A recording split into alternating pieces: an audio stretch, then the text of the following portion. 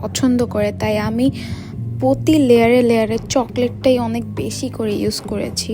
তোমরা ভিডিওতেই দেখতে পারবো আমি ক্রাম কোট করার সময় অনেক বেশি ক্রিম অ্যান্ড চকলেট ইউজ করেছি এখানে। আর এটা তো ফুললি ওভারলোডেড চকলেট কেক ছিল। আমি প্রতিটা লেয়ারে চকলেট দিয়েছি, দেন গানাশ দিয়ে উপরটা কমপ্লিট করেছি চকলেট দিয়ে। এই তো এখন আমি গানাশটা ঢেলে দিয়েছি। গানাশের এই ড্রিপিংটা আমার খুব ভালো লাগে, আমি এখানে ড্রিপিং করে দিলাম। বাট পরে আমি কেন জানি এই ডেকোরেশনটাকে চেঞ্জ করার চিন্তা করে ফেলছি।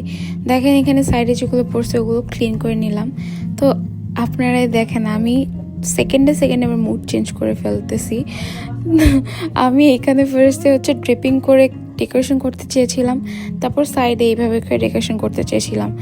দেন আমি আবার এইটা চেঞ্জ করে পুরো হচ্ছে সমান করে দিয়েছি। জানি না তখন আমার মানে কেন এরকম লাগতেছিল।